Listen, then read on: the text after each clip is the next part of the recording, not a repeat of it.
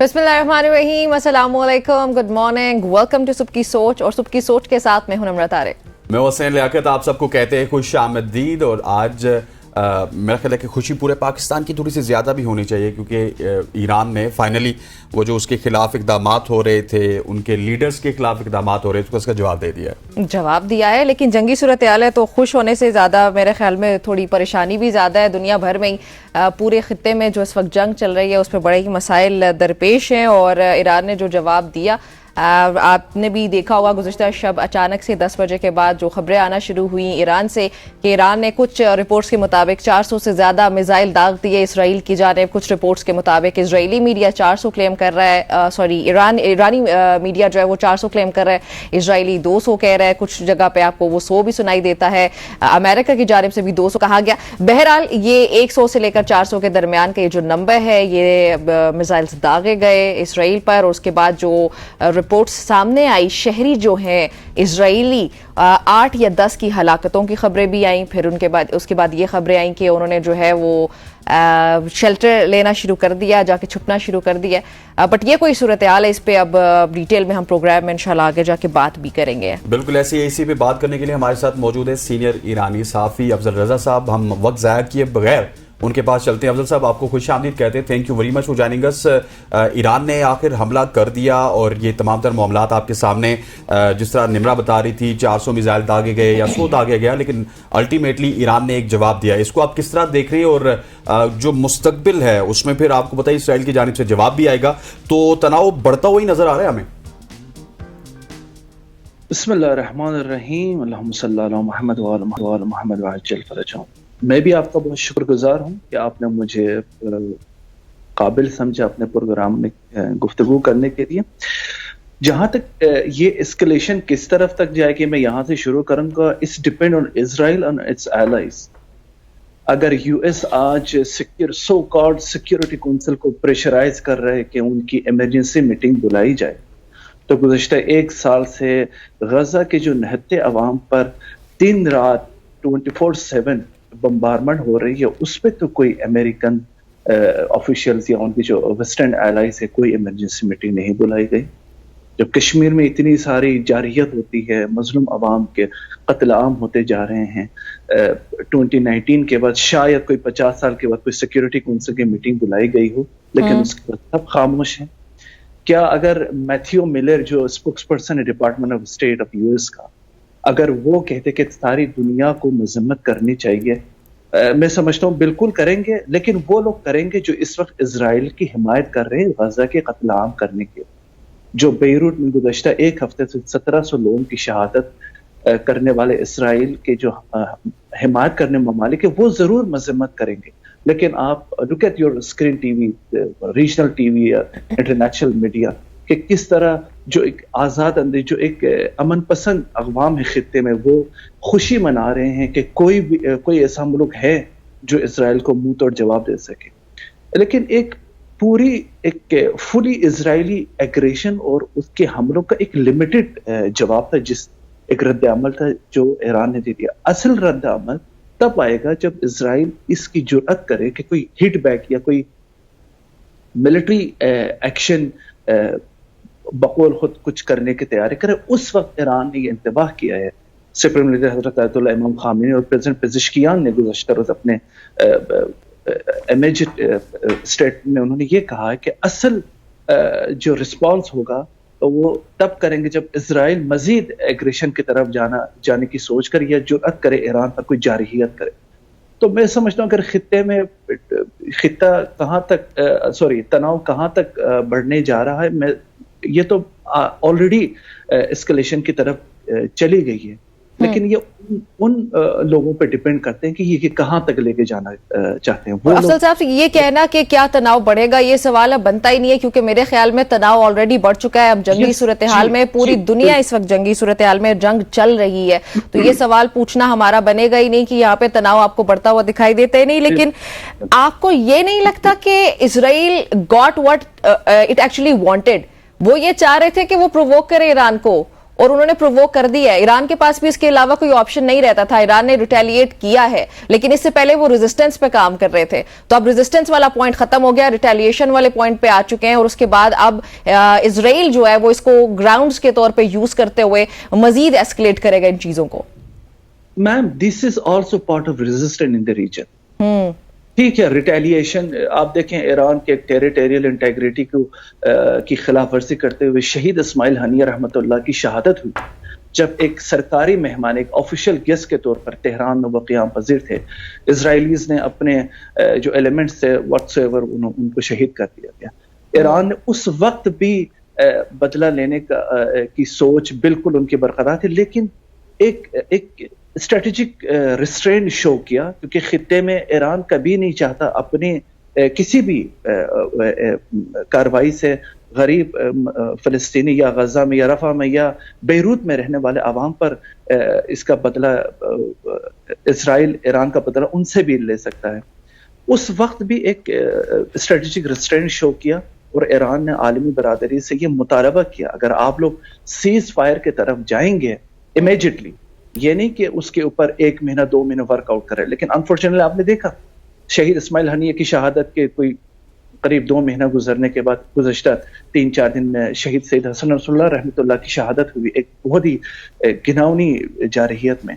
अब यहाँ पे जो पावरफुल सर्कल है ईरान में, उन्होंने यही ख्याल किया होगा कि अब सब्र का पैमाना लबरेज हो चुका है, और न सिर्फ हसन नसरुल्लाह इस्माइल हनिया का, बल्कि उन्हीं मजलूम अवाम, डिफेंसलेस फ़लस्तीनी अवाम के भी खून खाही के लिए ईरान को ये एक नागुज़ीर बना दिया ये सिचुएशन। और आप देख रहे हैं कि, अच्छा मैं ज़रूर मेंशन कर दूं कि मैं मीडिया में देख रहा हूं कि इंटरसेप्ट हो गई जी, यूएस कह रहे कि हमने अपने एलाइज के जरिए से ईरान के जो मिसाइल अटैक उसको नाकाम कर दिया। ये एक नविश्ते दीवार के इजराइल के अंदर जो सेंसरशिप है, जो इनके मीडिया कंट्रोल है, वो कभी भी अपने नुकसानात को इमीडिएटली रिलीज नहीं होने देता। इंतहाई सेंसरशिप है। अप्रैल में भी जब ईरान ने ऑपरेशन थ्रू प्रॉमिस जब किया था, उस वक्त भी इतनी सेंसरशिप हुई, इतलात कुछ 1 हफ्ता 10 दिन के बाद निकलना शुरू हो गई। अब भी यही सिचुएशन है। लेट मी श्योर यू, जो नुकसान इजरायलीज जो एक ऑक्युपाइड पैलेस्टाइन में उठाना था, वो उठा चुके हैं काफी हद तक, और कुछ ही दिनों तक इनके नुकसान की खबरें मंजर आम पर आना शुरू हो जाएगी। अच्छा अफजल साहब, जो आपने पॉइंट उठाया ये बड़ा वैलिड पॉइंट है कि जब गजा पे हमला होता है तो शहादतों की हमें बहुत ज्यादा इतलात मिलती है कि इतने शहीद हो चुके हैं, लेकिन जब भी ईरान इसराइल पे हमला करता है तो बड़ा ही सेंसर्ड किस्म का हमें जवाब मिलता है इसराइली फोर्सेस की जानिब से या उनकी पुलिस या इंतजामिया की जानिब से कि 4-5 हलाकतें हुई हैं। तो क्या एक्चुअल में हलाकतें या नुकसान ज्यादा होते हैं? मैं भी आपकी तरह जिस तरह इंफॉर्मेशन वेस्टर्न मीडिया या सो कॉल्ड इजरायली मीडियाज देते हैं, वो इस पे ज़्यादा मेरे इल्म तक नहीं है, लेकिन मुझे ये ज़रूर यकीन है नुकसानात इतनी है कि पहली बार जो ज़ोयनिस कैबिनेट है, जो वॉर कैबिनेट है, वो बिल्कुल एक बंकर में ज़मीन के नीचे जाके अपने मीटिंग्स कराते हैं और यूएस ऑफिशियल के साथ राबते में रहते हैं और उनसे बिल्कुल ये बेगिंग करते हैं कि हमारी हेल्प कर लें। और जिस तरह गुज़श्ता रात या कि अमेरिका में सुबह के दिन था, उनके यूएस स्टेट डिपार्टमेंट जो स्पोक्सपर्सन, उन्होंने एतराफ़ भी कर लिया कि सिचुएशन कंट्रोल से बाहर हो चुकी है, और उन्होंने ये भी एतराफ़ किया कि इजराइल ने भी कुछ ऐसे इक़दाम किए कि जंग को फैलाने के बाइस बने।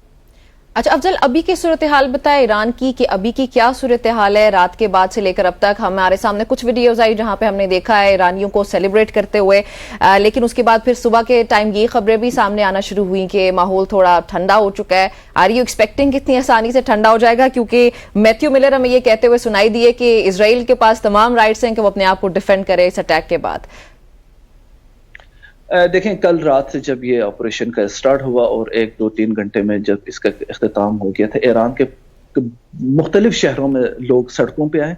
ये डेफिनेटली सेंटिमेंट्स बहुत मजबूत है ईरान में, फ़लस्तीन और अपनी टेरिटोरियल इंटेग्रिटी के दिफा करने के लिए वो बिल्कुल एक मजबूत जज्बात रखते हैं। वो इसका बिल्कुल कदरदान है कि उनकी क़ियादत मुल्क पर होने वाली जारहियत या फ़लस्तीनी अवाम के दिफा में जो भी ऐसे इक़दाम उठाते हैं उनको सराहते हैं। ज़ाहिर है गुज़श्ता रोज़ से जो कमर्शियल फ़्लाइट्स थी मगरिब साइड की, ईरान के मगरिब साइड के, उनको डाइवर्ट करके तलाक के मुताबिक आज ईरान के टाइम के मुताबिक 10-11 बजे तमाम फ्लाइट्स को कैंसिल करवा दिया गया, ताकि किसी भी हंगामी सूरत हाल से निपटने के लिए कम से कम कोई नाखुशगवार हादसा पेश आने की कोई सबब बने। बिल्कुल मैं समझता हूँ इस वक्त ईरान भी हाई अलर्ट में है। अच्छा। कोई अनएक्सपेक्टेड सो कॉल्ड कोई इजरायली एक्शन आ जाए, लेकिन मेरे ख्याल में मैं नहीं समझता कि यूएस एडमिनिस्ट्रेशन इजराइल को ऐसे इक़दाम करने की मजीद इजाजत दे दे।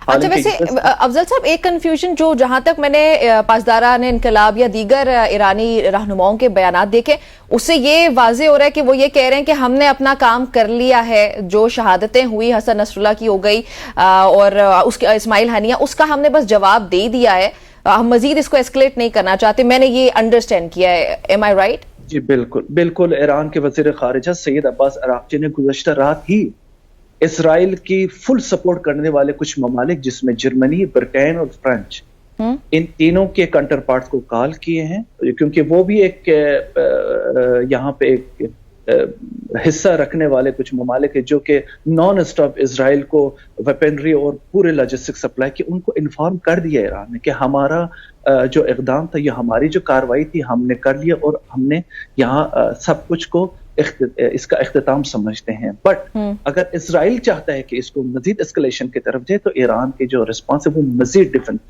डिसीव और बहुत ही दर्दनाक हो। ठीक। अच्छा, जो अमेरिकी अखबारात में भी हम देखते हैं ना अफजल साहब, वो यही रिपोर्ट करते हैं या फिर पूरी दुनिया में, लेकिन आप बेहतर सिचुएशन समझते हैं कि ईरान कभी भी बराह रास्त जंग में इन्वॉल्व नहीं होगा, वो इसी तरह से हिजबुल्लाह को सपोर्ट करता रहेगा, हमास को, या फिर इस तरह के हमले करता रहेगा। इसकी वजूहात क्या हैं? आप तो बेहतर समझ सकते हैं और हमें एक्सप्लेन कर सकते हैं।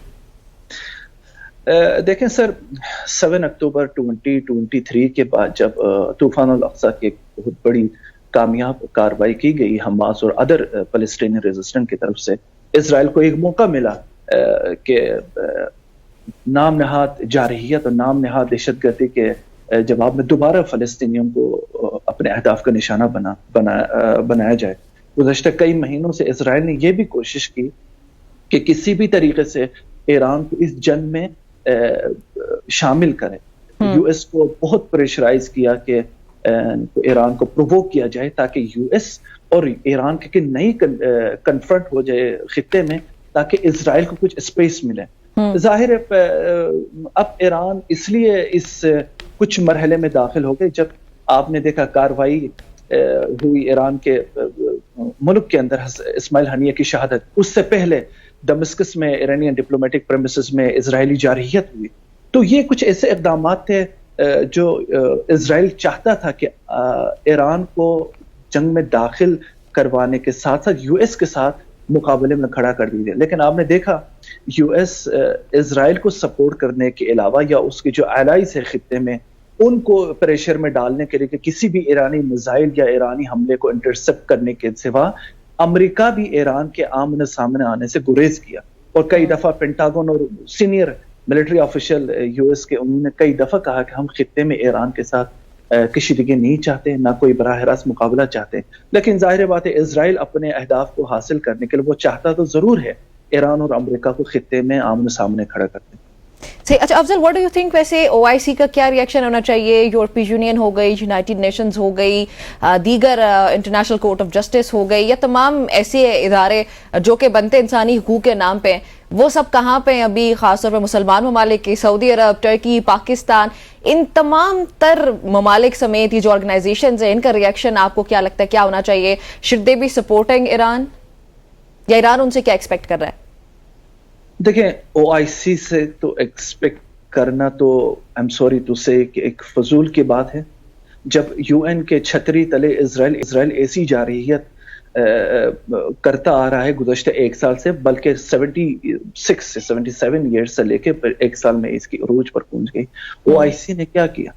मैं समझता हूँ खित्ते में ईरान और पाकिस्तान के अलावा जो एक स्ट्रॉन्ग पोजीशन और एक कलेक्टिव और एक प्रैक्टिकल सपोर्ट के अलावा मैं नहीं देख रहा कि कोई और मुल्क, किसी और मुल्क का मैं बिल्कुल भी नाम नहीं लेना चाहता, आप जरूर जानती होंगी इस बारे में कि खित्ते में सिर्फ एक चुप का रोजा रखते हुए कुछ ममालिक ने तो एम्बेसीज भी खोल दी हैं, तिजारत भी करने लगे हैं, लेकिन लबनान को $100 मिलियन भी हेल्प करते हैं, यहाँ से उनको ऑयल भी प्रोवाइड करते हैं और फलस्तीनियों के हक में बड़ी बड़ी तकरीरें करते हैं। प्रैक्टिकल तो आपको नजर नहीं लगो, इसलिए नजर नहीं आते क्योंकि इजराइल ने उनके ऊपर हाथ नहीं डाला। और ये बहुत बड़ी वार्निंग सिचुएशन है कि वो ममालिक जो समझते हैं कि नॉर्मलाइजेशन की तरफ जाएंगे, उनके साथ दोस्ती का हाथ बढ़ाएंगे, वो नहीं बच पाएंगे, क्योंकि इजराइल अपने उस थिंकिंग, उस थ्योरीज जो कि ग्रेटर इजराइल बनाने का जो ख्वाब है, वो किसी भी मरहले में जाने के लिए तैयार है। आप गजा से लेकर रफा, वेस्ट बैंक, बेरूत, यमन में मजलूम, शाम में मुसलसल जा रही है, ये इन्हीं थ्योरीज का सिलसिला है। मैं नहीं समझता कि OIC, ये मैं जरूर कह रहा हूं कि यूरोपियन यूनियन में एक डिवाइडेड आपको नजर आपने देखा, जो फॉरेन पॉलिसी का जो कोऑर्डिनेटर है जोसेफ बोरेल के एक मुख्तलिफ स्टैंड है, लेकिन दूसरों के स्टैंड थे कि वो उनकी मजबूरी है इजराइल की हिमायत करना। यूरोप के अंदर कुछ तकसीम जरूर आपको नजर आएंगे, लेकिन बाकी जो खित्ते में लोग हैं वो सिर्फ देखने के हद तक और शायद खामोश रहने के हद तक इनकी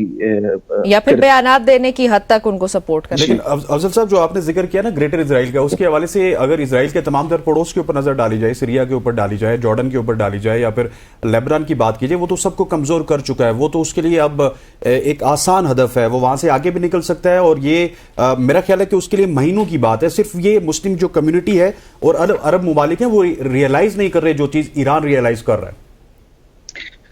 सर, मैं एक बात यहाँ पे जरूर मेंशन करूं। हम समझते हैं कि जी दूसरे ममालिक क्यों नहीं काम करें, क्या दूसरे ममालिक को भी चाहिए मिसाइल बरसाएं, क्या दूसरे ममालिक को जाएं कि फोर्स भेज दे वहां पे, या उनके साथ साथ नहीं। अगर आप में इतनी जुर्अत हो सिर्फ एक इकोनॉमिक और वेपन्स बायकॉट करेंगे तो इजराइल का जो ख्वाब है वो 70 तो क्या साल 1 सेंचुरी पीछे हटेगा। लेकिन अफसोस के साथ कहना पड़ता है ये ममालिक बल्कि इकोनॉमिक सैंक्शन या बाइकआउट करने की भी जरूरत है। कुछ मुल्क तो ऐसे ही इजराइल की खातिर अपने बॉर्डर को अभी तक बंद किया हुआ है।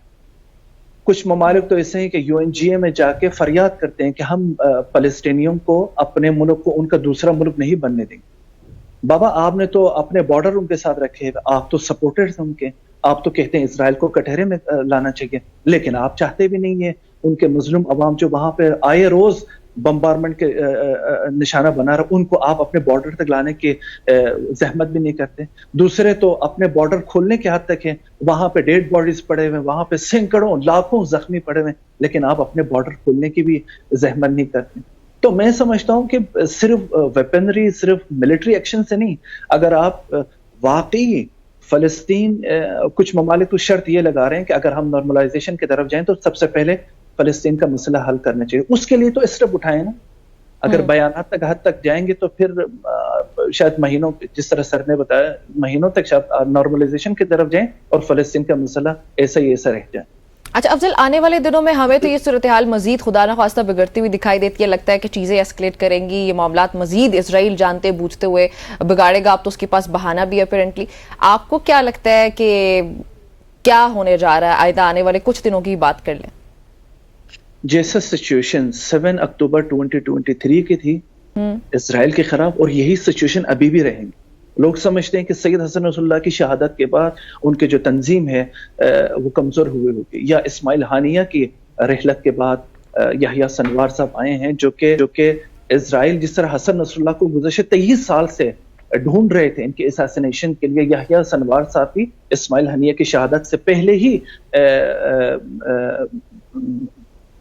मोर्चे में बैठे हुए इस उसके मुकाबला करने के, इजराइल का मुकाबला करने के। तो मैं नहीं समझता कि खित्ते में इजराइल को किसी भी फ्रंट से सुकून मिलेगा। आप यमन में देख रहे हैं, यमन कई सालों में जारहियत के शिकार होने के बावजूद फलस्तीन के लिए लड़ रहा है, कई हजार किलोमीटर मिसाइल फायर कर रहे हैं, और जो ऑक्युपाइड पैलेस्टाइन में इजराइल के लिए शिपमेंट जा रही है, वेपन या कोई भी जा रहा है, उनको निशाना बना रहे हैं। तो मैं नहीं समझ इस सिचुएशन से इजराइल को अपने सिक्योरिटी बनाने का कोई मौका मिलेगा। वक्ती तौर पर वो अपने अवाम को खुश करने का कोई चांस मिला होगा, लेकिन नेतन्याहू ने आपने देखा गुज़श्ते 2 साल से वो अंदरूनी इख्तलाफात, अंदरूनी मुश्किलात का दो चार हैं। इतनी सिचुएशन पे पहुंचे कि वो अमेरिका भी इस बात पे इतराफ करने पर मजबूर हो गया कि नेतन्याहू की वजह से जंग फैल गई है। हम तो इसराइल से ये मुतालबा बारहा कर रहे हैं कि किसी भी एस्केलेशन की तरफ ना जाए, लेकिन नेतन्याहू अपने उस मखसूस अहदाफ को हासिल करनी है, अपने जो बिग एलाइज है यूएस, उसके भी सुनने के लिए तैयार नहीं। ठीक हो गया, थैंक यू सो मच जी। आप हमारे साथ मौजूद थे। अफजल रजा साहब सीनियर ईरानी सहाफ़ी थे जो कि तमाम तर मामलात के ऊपर रोशनी डाल देते। ख़वातीन और ज़ात जो और इसराइल के मामलात हैं या फिर इसराइल और फ़लस्तीन के मामलात हैं, ये हमें एस्केलेट होते हुए नज़र आ रहे हैं और आने वाले दिनों में आपको ये कशीदगी है ये और आगे बढ़ती हुई नजर आएगी। अभी इस पर मजीद भी डिस्कशन करेंगे, लेकिन यहाँ पर वक्त हुआ चाहता है एक शॉर्ट सी कमर्शियल ब्रेक का ब्रेक लेते हैं, वापस आते हैं। स्टे विद अस।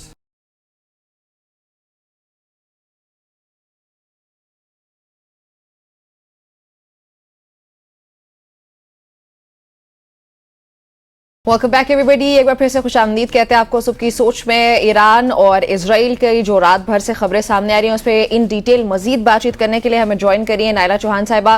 नायला साहिबा, अस्सलाम वालेकुम, वेलकम टू द शो। वालेकुम अस्सलाम, thank you so much for calling me to the show.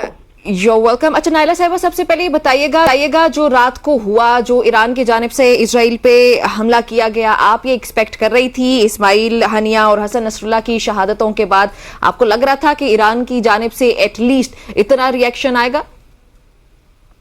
बिल्कुल ये मुतवक्के था, क्योंकि इजराइल कॉन्स्टेंटली ईरान को प्रोवोक किए जा रहा था।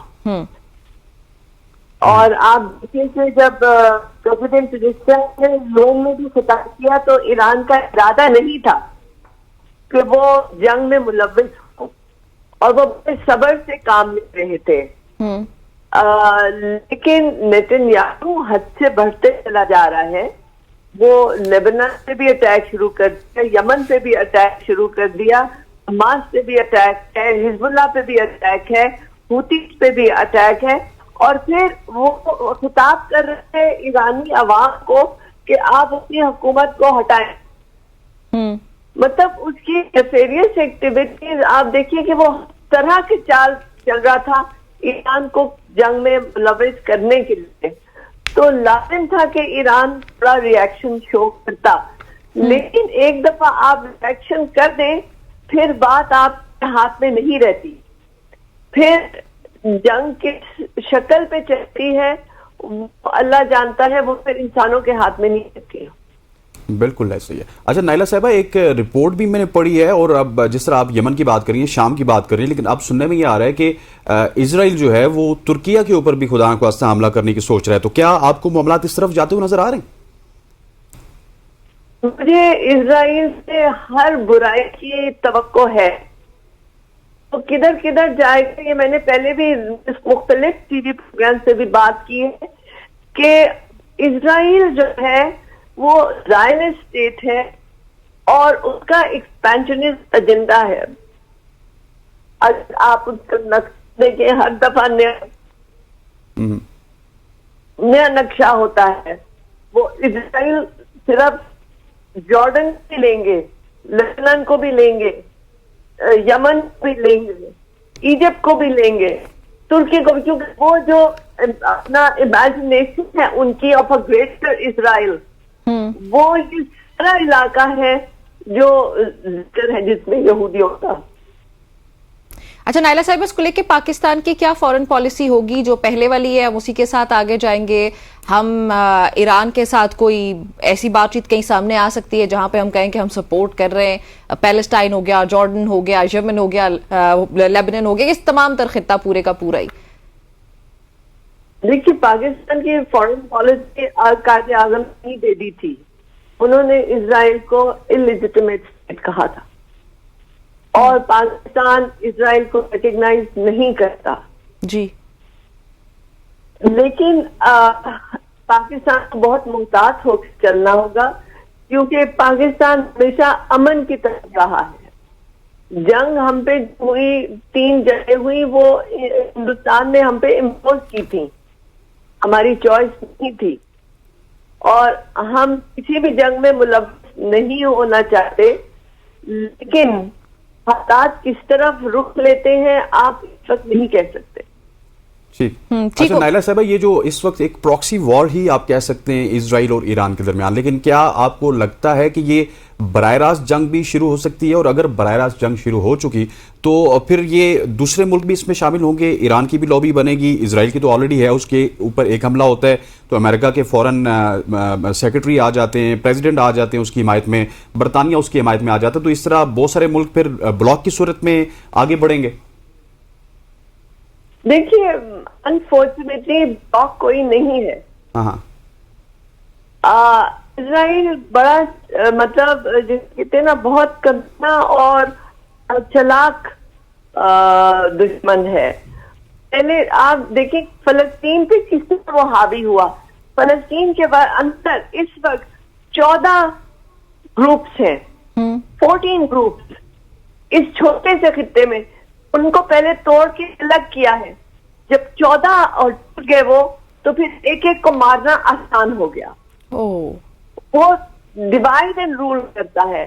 फलस्तीन में इतने कामयाब ना होते अगर ये 14 फैक्शंस ना बन जाते फलस्तीनियों के। आप देखिए, चीन ने बुलाया इन 14 फैक्शंस को और उनको इकट्ठा किया कि एक आवाज हो, ये अच्छे हो। मुसलमानों में भी आप देखें कि कितनी फ्रेगमेंटेशन है। तो ये फ्रेगमेंटेशन कैसे आई है? ये बहुत पुराने एजेंडाज हैं, क्या उनमें प्लेयर्स हैं। तो आप किस तरह एक मुत्तहिद होंगे? लेकिन फिर इन्होंने अटैक कंट्री बाय कंट्री, जब तुर्की कर दिया तो फिर सारा नॉन अरब वर्ल्ड हो जाता है। सही। अरब वर्ल्ड में किस तरह से वो उसको देखते हैं, क्योंकि वो बचेंगे नहीं। इजराइल का जो मैप है, अगर आप देखें, जो उन देनों में है, जो ज़ायनिस्ट मैप है, उसमें ये सारे ममालिक को हज कर लेगा, छोड़ेगा नहीं अगर इसको आपने ढील दे दी। सही। अच्छा नायला और आप साहब, देखें कि टाइमिंग भी ऐसी है कि उन्हें पता है कि यूएसए में इलेक्शन हो रही हैं, वहां कोई सीरियस डिसीजन मेकिंग नहीं हो सकती है। तो उनको ये मौका था कि उस जिसको इस्तेफाजा करके तो ये सारी काम कर रहे हैं। अच्छा नायला साहिबा, ये बताएं कि अरब कंट्रीज हो गए, तमाम मुसलमान ममालिक हो गए, ओआईसी हो गए, जो मुस्लिम कंट्रीज हैं, मतलब जो जिनको हाईलाइट करना भी बनता है, आपको क्या लगता है कि ये ईरान को सपोर्ट करेंगे? इनको करना चाहिए, नहीं करना चाहिए? क्या स्ट्रेटेजी होनी चाहिए? And by support I do not mean कि गिविंग स्टेटमेंट्स या ये कहना कि हम अपने मुसलमान बहन भाइयों के साथ खड़े हैं। बाय सपोर्ट आई मीन कि practically if it is needed तो दे शुड बी सपोर्टिंग वो जाके फील्ड में किसी तरह से। ऐसा पॉसिबल है या लगता है कि होगा? ना करे कि हो। Sorry? अगर हुआ तो फिर थर्ड वर्ल्ड वॉर पे चला जाएगा। सो आई होप कि ये ना हो। लेकिन क्या आपको ये होता हुआ नजर आ रहा है? कोशिश तो इजराइल की यही है, वो चाहता है थर्ड वर्ल्ड वॉर, क्योंकि वो ये फैलना चाह रहा है और फैलने के लिए वो तबाही करना चाहते हैं। वो आप सबको तोड़ के तबाह करके तो फिर आगे काबिज होगा। तो इजराइल की पूरी कोशिश है कि सारे शामिल हो सके, वो अपने आप को फैला सके। सो दुआ गो हूँ। और तो नायला साहब, माजरत के साथ आपको इंटरप्ट करी क्योंकि हमारे पास वक्त कम है। इस हिसाब से तो फिर तो इसराइल कामयाब हो रहा है, जो वो चाहता है उसको वो मिल गया, उसने प्रोवोक भी कर लिया है, फिर तो वो तमाम तर खित्ता जो है वो इसकी जद में आ जाएगा। तो उसको काउंटर करने के लिए हम सब की क्या पॉलिसी होनी चाहिए, क्या स्ट्रेटेजी होनी चाहिए? देखिए, काउंटर उसको आपने कहना है, आप कहें कि वर्बली नहीं, वर्बली उनको बहुत तकलीफ होती है। अब देखिए, जब आप हज पे भी जाते हैं ना, तो आप पत्थर मारते हैं शैतान को, तो आप समझते हैं कि आप उन कॉलम्स को मार रहे हैं, लेकिन वो शैतान को पत्थर लग रहे होते हैं। जो आपके अल्फाज हैं, जो कंडेमनेशन के हैं, वो भी इस शैतान को लगते हैं। तो आप ये ना समझें कि उस पर असर नहीं होता। और इसी तरह आप इत्तेफाक कर सकते हैं। अगर आप फिजिकली अंदर जाने लगे फिर तो ये एक क़यामत होगी। ठीक हो गया नायला साहब, थैंक यू सो मच। जानिएगा साबिक सफीर नायला चौहान हमारे साथ मौजूद थी, जो कि इजराइल के दरमियान जो इस वक्त तनाज़ा चल रहा है, जो एक जंगी सूरत हाल बन रही है, उसके हवाले से बात करें। तो यहाँ पर वक्त हुआ चाहता है एक शॉर्ट सी कमर्शियल ब्रेक का ब्रेक लेते हैं, वापस आते हैं। स्टे विद अस।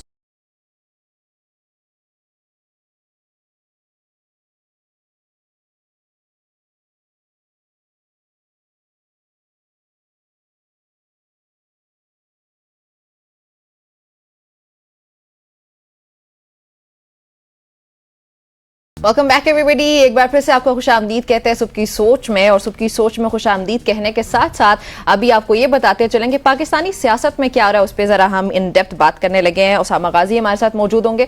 अच्छा, एक तो हम लोग काफी दिन से ये सुनते आ रहे हैं हसनैन की आईनी तरमीम होने लगी है, आईनी तरमीम होने लगी है, सॉरी।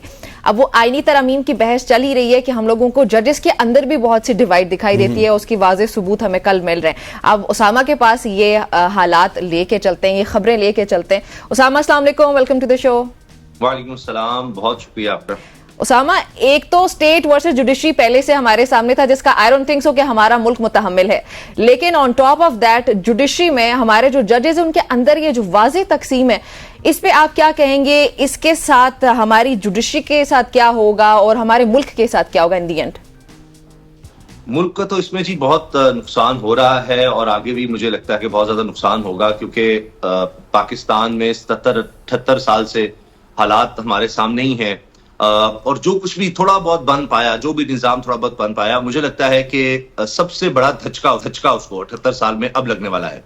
क्योंकि जब आमरीत आती है तो वो बिल्कुल एक अलग चीज होती है, लेकिन एक हम ये देख रहे हैं कि सो कॉल्ड जमहूरियत में अब एक री राइटिंग हो रही है आइन की, एक कोशिश हो रही है उसको री राइट किया जाए, जिसमें से इंसानी हकूक खत्म किए जाए और अदलिया का इख्तियार छीन लिया जाए और अदलिया को कमजोर कर दिया जाए। तो कोई भी रियासत आप जानते हैं कि इदारों पर खड़ी होती है। कोई रियासत कोई हवा में कोई इस तरह से उसका वजूद नहीं होता, वो इंसानों का एक मजमुआ होती है और वहां पर इदारे होते हैं जो ताल्लुक कायम रखते हैं इंसानों के दरमियान, वहां रहने वाले लोगों के दरमियान और रियासत के दरमियान।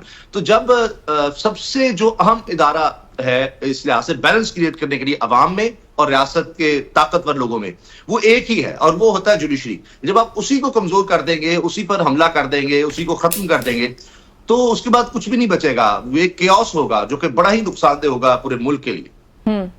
अच्छा, ठीक है। अच्छा, लेकिन जो निम्रा का सवाल था वो भी बड़ा इंटरेस्टिंग था कि देखिए इस वक्त तो जुडिशरी इम्पावर है, वो खुद जो है उनका वो जुडिशल कमीशन बैठता है, जुडिशल काउंसिल का इजलास होता है, उसके बाद वो तमाम तर तैनातियां करते हैं। लेकिन अभी उनके दरमियान जो इख्तलाफात हैं ये इससे पहले माजी में हमने नहीं देखे। इसकी वजह क्या है उसामा भाई? ये इख्तलाफात तो नहीं होने चाहिए थे क्योंकि अभी तक तो वो मजबूत हैं। इसमें जाहिर है कि हर दौर में हर तरह के लोग आपको मिल जाते हैं। पाकिस्तान में जुडिशरी ने ही आप देखिए आमरीत को इंडोर्स किया कि जब भी आमरीत आई उन्होंने कहा ठीक है आप इतना वक्त ले लें, ठीक है इतना वक्त ले लें। ये पहली दफा हुआ कि पाकिस्तान में जुडिशरी खड़ी हो गई। खास तौर पर जो हाई कोर्ट के जजेस का खत था, वहां से सारा काम शुरू होता है कि मुदाखलत नहीं बर्दाश्त की जा रही थी। तो ये सोचा नहीं गया था। तो उसके बाद हुकूमत को ये समझ आई कि अब अगर हमने सर्वाइव करना है, क्योंकि 8 फरवरी का डाका है, उस पर पर्दा डालना है, अगर इस निजाम को हमने कंटिन्यू करना है, हुकूमत आगे चल सकती है, तो एक ही तरीका है कि हम जुडिशरी को पूरी तरह से कंट्रोल कर लें।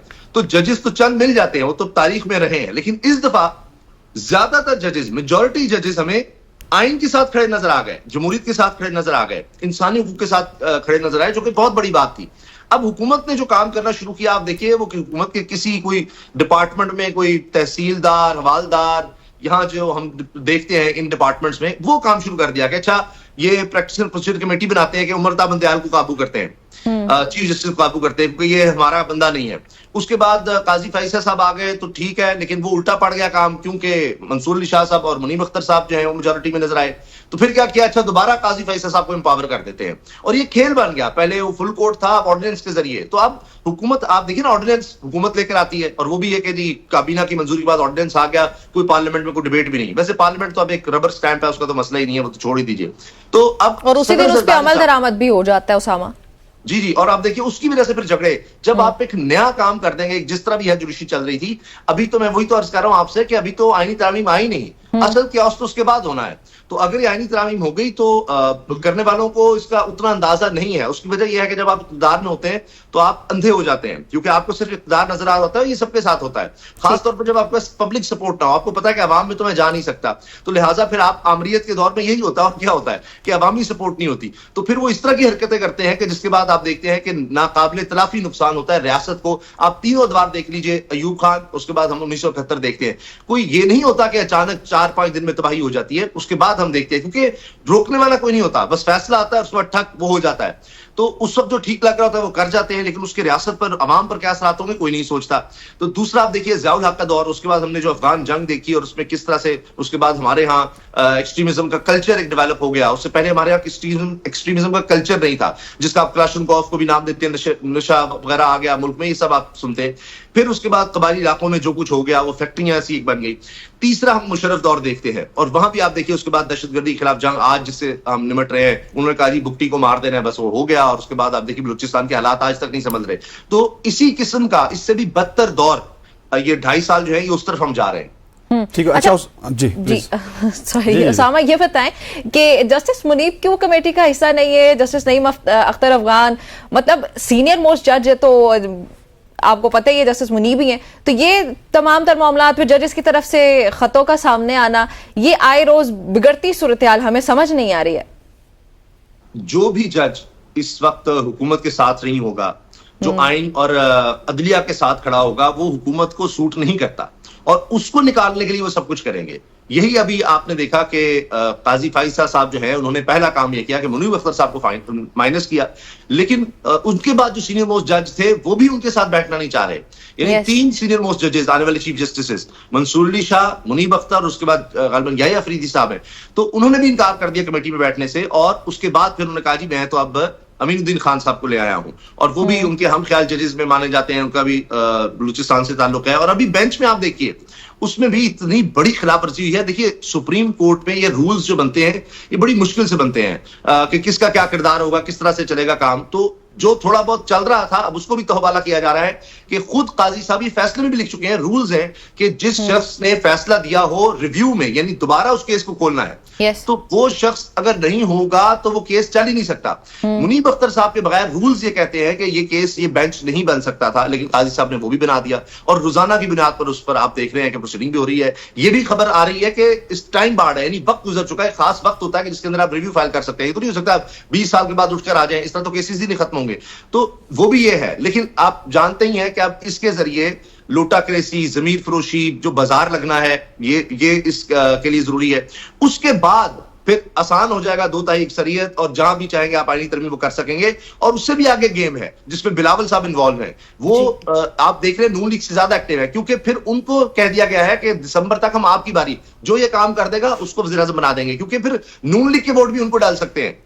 That's new for us, Usama, ये नई खबर थी हमारे लिए कि जो करेगा वो प्राइम मिनिस्टर बनेगा। प्राइम मिनिस्टर बन जाएगा। उसामा साहब नैरेटिव बहुत अच्छा बिल्ड कर रहे हैं। अगर आपने भी देखा हो ना बिलावल साहब को, तो वो नैरेटिव जो बिल्ड कर रहे हैं वो 70-80 ममालिक की मिसालें भी देते हैं, और दुनिया में ये मिसालें मौजूद हैं कि वहाँ पे आईनी अदालत भी है, वहाँ पे पार्लियामेंट फैसला करती है कि जजेस को किस तरह अपॉइंट किया जाएगा। तो उस नैरेटिव के बाद क्या आप समझते हैं कि वो नैरेटिव मौलाना फजल रहमान के सामने रखेंगे और उनको भी कायल करेंगे और वो कायल करने में कामयाब हो जाएंगे?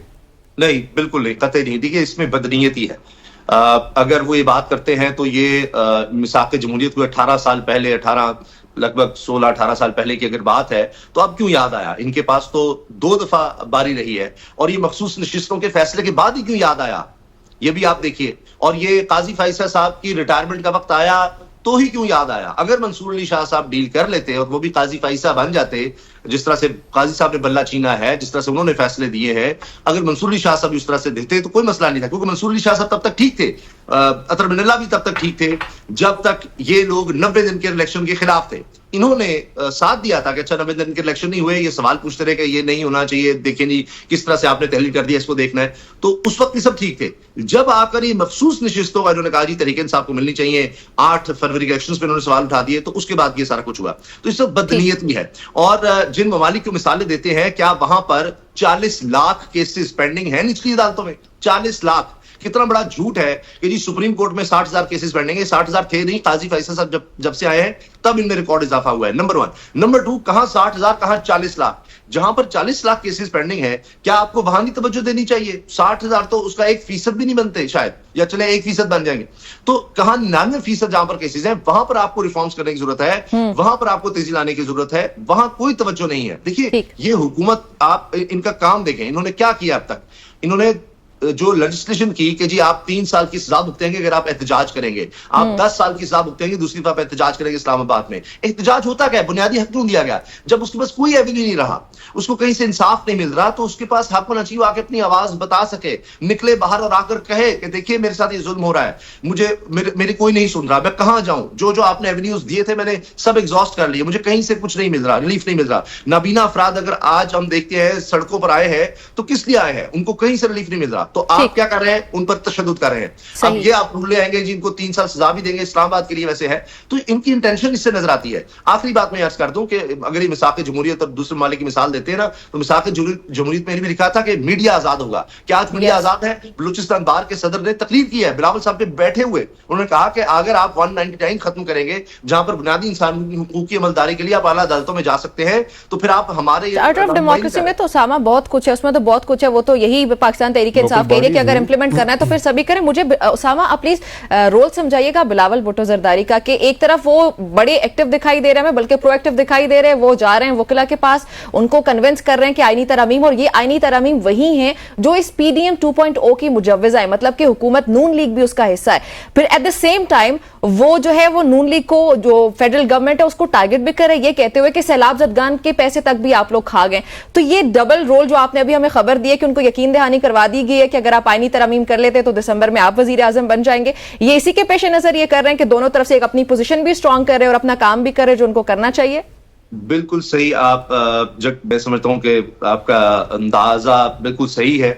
देखिए मैंने हाल ही में एक जगह पढ़ा कि ना जॉफरी, एक लफ्ज, मैंने कहा जॉफरी क्या होता है, मैंने जाकर देखा कि जी वो बिलावल साहब जॉफरी बनने को तैयार है। अच्छा। तो मैंने जरा फौरन देखा, गूगल किया कि जॉफरी क्या है, तो जो उसको कहते हैं किसी की कोरियोग्राफी पे, किसी के इशारों पे नाचे, नाचने के लिए तैयार हो, उसको जॉफरी कहते हैं। वैसे तो अंग्रेजी में नाम भी है। तो बिलावल साहब जॉफरी बनने को तैयार है, ही डजंट माइंड, यानी वो कहते हैं कि मैं भी अच्छा नाच सकता हूं, आप देखिए तो सही। आप शहबाज साहब को क्या समझते हैं, ताबेदारी वो कर सकते हैं? नहीं नहीं, आप देखिए तो सही, हम किस तरह से खिदमत कर सकते हैं, हम कैसे आगे बढ़ सकते हैं। आप अच्छा। आइन कहेंगे, पैरों के नीचे रोंदेंगे, इंसानी हुकूक आपके देखिए तो सही, वो क्या होते हैं, आप इशारा तो करें, देखिए फिर हमारी दौड़े देखें। तो इसीलिए वो भी अब दिखा रहे हैं कि आप सिर्फ धुन बजाएं और फिर आप मैं भी दौड़ सकता हूँ। हाँ जी, हाँ जी। तो वो आपने जॉफरी की इस्तेलाह बताई तो मुझे जॉफरी बाइकॉट याद आ गया। एक जमाने में बड़े जबरदस्त अंपायर हुआ करते थे। हाँ जी, ये वो जेफरी बाइकॉट है, लेकिन बहरहाल तो ये जॉफरी साहब बन रहे हैं।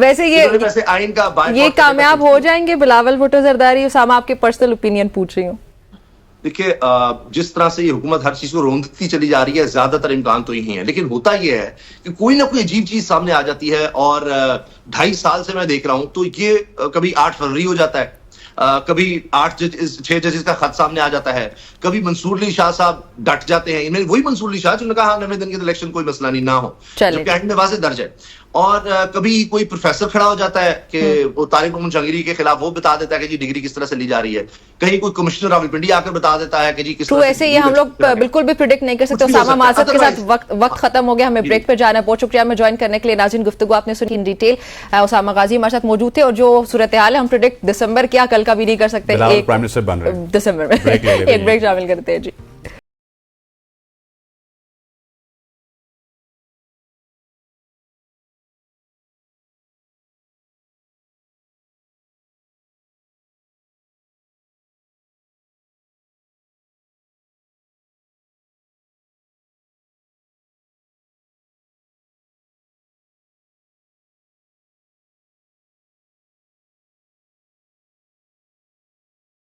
वेलकम बैक टू सुबह की सोच। अब हम बात करेंगे एक ऐसे मुनफरिद किरदार की जो कि आपसे मिलवाना मेरा ख्याल है कि इनको फ़र्ज़ हो चुका था, क्योंकि हमारे यहाँ जो फिल्म इंडस्ट्री के हालात हैं, जो शॉर्ट डॉक्यूमेंट्रीज़ के हालात हैं वो आपके सामने हैं, लेकिन उसके बावजूद भी महदूद वसाइल होने के बावजूद, बहुत ज़्यादा वसाइल ना भी होने के, उन्होंने कोई बहाने नहीं किए। उन्होंने कहा कि महदूद वसाइल हैं, कुछ भी नहीं है, लेकिन उन्होंने अपने काम को जारी रखा और यूँ 20 इंटरनेशनल अवार्ड भी अपने नाम किए और एक मारूफ फिल्म साज हैं, पाकिस्तान का फ़ख्र है, कोयटा से इनका ताल्लुक़ है। और हमारे साथ इस वक्त मौजूद हैं नौजवान फिल्म साज सफ़र अली दानिश। सफ़र, आपको खुश आमदीद कहते हैं, thank you very much for joining us.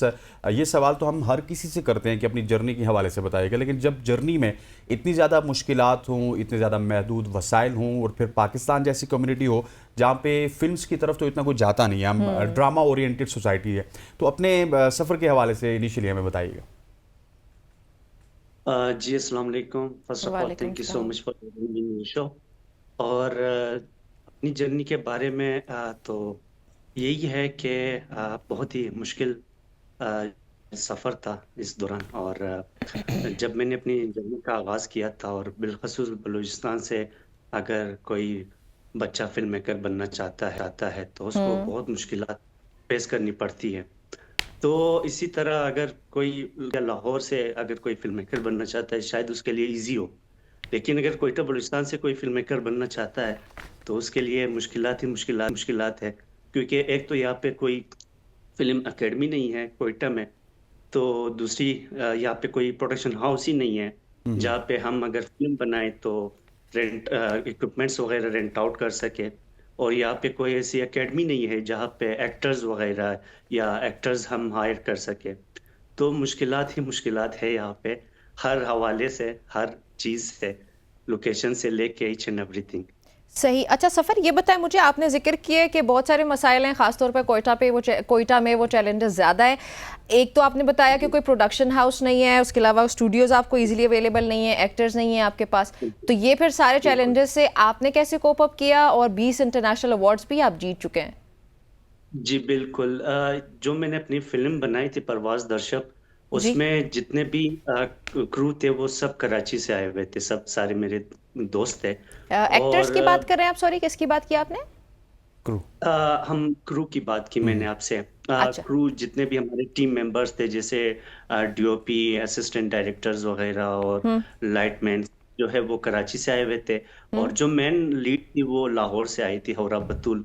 और बाकी एक्टर्स मैंने यहाँ से हायर किए थे। तो जितने भी इक्विपमेंट्स वगैरह, सारे इक्विपमेंट्स कराची से मंगवाए थे मैंने। सिर्फ एक व्हीकल इक्विपमेंट का मैंने जो है वो अरेंज करवाया था, जो कि काफ़ी एक्सपेंसिव पड़ा मेरे लिए। अच्छा, इसकी अच्छा। स्टोरी के हवाले से भी बताइएगा, स्टोरी क्या थी? बड़ी इंटरेस्टिंग थी, और उसके हवाले से जो जी आप बताएंगे तो डेफिनेटली हमें स्टोरी और मज़ा आएगा सुनते हुए कि किस सोच के तहत आपने वो स्टोरी चूज़ की थी। जी बिल्कुल। स्टोरी जो है एक लड़की के ऊपर है, जो कि उसके वालिद एक सब्जी फरोश है, और वो हज़ारगंजी में शहीद हो जाते हैं। हज़ारगंजी एक ऐसा इलाका है जहाँ पे हमारी कम्युनिटी को काफ़ी अरसे से टारगेट किया अच्छा। जा रहा है। तकरीबन 3 से 4 दफ़ा जो है बॉम्ब ब्लास्ट हुए, कई टारगेट किलिंग्स हुए हमारी कम्युनिटी के ऊपर। तो ये स्टोरी बेसिकली एक लड़की के ऊपर है। इसके वालिद हज़ारगंजी जाते हैं फ्रूट लेने, वहां से वो फिर वो शहीद हो जाते हैं एक ब्लास्ट में। फिर उसके हम्म। बाद फिर सारी जिम्मेदारी वो लड़की के ऊपर आ जाती है, नजीबा नाम है उसका। और किस तरह से वो सोसाइटी में अपना टेलर लगाती है, फिर लोग किस तरह उसे ट्रीट करते हैं, सारी चीजें जो है वो उसकी जर्नी के ऊपर है। सही। अच्छा सफ़र, आपने कहा कि आपको अपनी शॉर्ट फिल्म्स बनाने के लिए इक्विपमेंट की ज़रूरत पड़ी और वो आपको कराची से मंगवाना पड़ा क्योंकि कोयटा में वो आपको जी, दस्तयाब नहीं था। क्या इक्विपमेंट आपने बिल्कुल। मंगवाया? एक तो आपने किसी व्हीकल का जिक्र किया, उसके अलावा क्या क्या था, क्या क्या ज़रूरत पड़ता है? लाइटें थी, लाइट्स वगैरह थी, और मतलब कि कैमरा वगैरह, लाइट्स वगैरह। हम्म। मेरा तो इतना बजट था ही नहीं जो मैं हाई लेवल पे शूट करूं, जिसमें मैं रेड अलेक्सा अच्छा वगैरह मंगवा सफ़र, लूं। फिर इसमें आप अभी भी क्या समझते हैं कि क्या कमी थी? क्योंकि आपके पास, आप बता रहे हैं, बजट नहीं था। तो आपको क्या लगता है कि जी अभी अगर मेरे पास ज़्यादा बजट होता तो मैं इस पे भी इन्वेस्ट करता और मेरी फिल्म शायद इससे भी ज़्यादा हायर लेवल पे जाके कामयाब होती? बिल्कुल।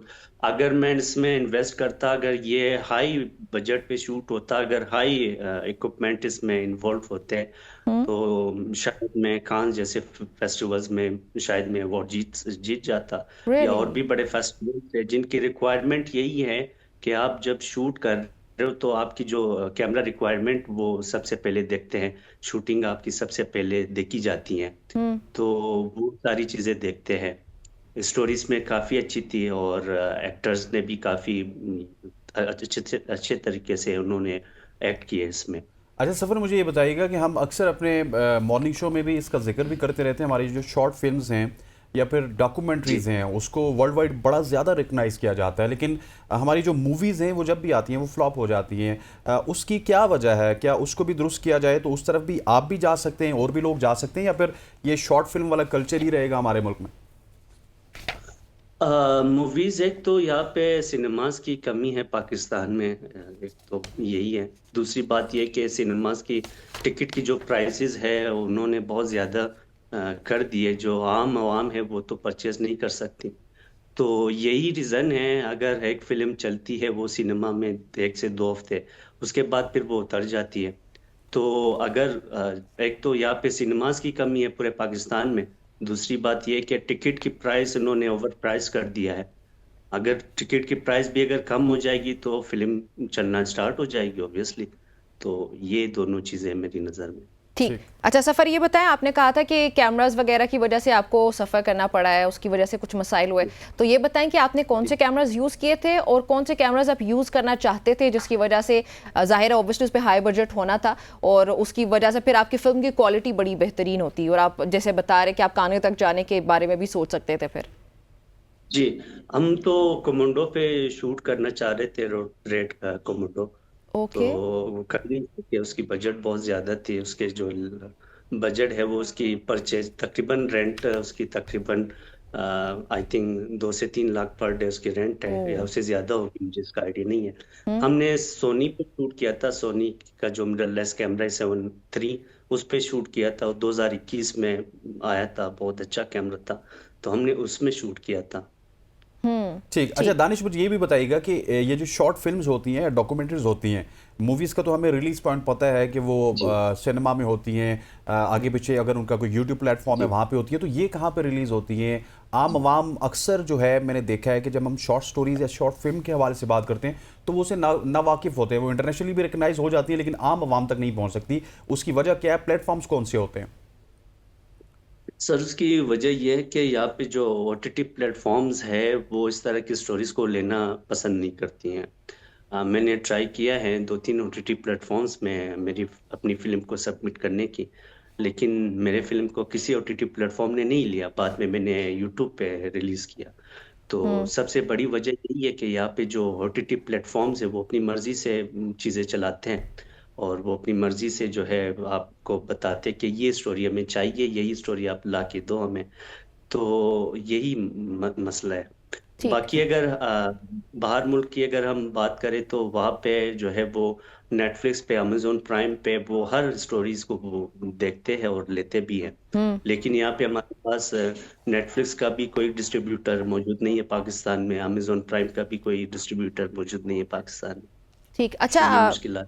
ठीक हो गया। अच्छा सफ़र, आपकी गुफ्तगू से अभी तक जो मैं अंदाज़ा लगा पाई हूँ, मैंने ये अंडरस्टैंड किया है कि किसी भी इस तरह की, फॉर एग्जांपल सिर्फ शॉर्ट फिल्म की अगर बात करें, वैसे तो ओवरऑल भी देखा जाए तो यही होता है कि 50% आपकी स्टोरी काउंट करती है, आपकी थीम क्या है, आपका आप किस चीज़ पे बना रहे हैं वो मैटर करता है, but at the same time वो बाकी का जो 50% है वो सब प्रोडक्शन पे है कि उसकी क्वालिटी क्या है, किस इक्विपमेंट को यूज़ करते हुए आप प्रोड्यूस कर रहे हैं। ऐसा ही है?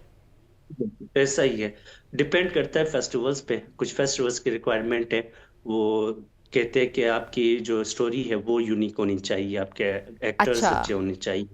बट कुछ फेस्टिवल्स है वो कहते हैं कि नहीं, सारी चीज़ें अच्छी होनी चाहिए, क्योंकि जो लोग आके देखते हैं तो जाहिर सी बात है, अगर आप सिनेमा में कोई फिल्म चलाओगे उसकी क्वालिटी भी तो सिनेमा वाली होनी चाहिए। यस। तो कुछ फेस्टिवल्स की ये रिक्वायरमेंट है।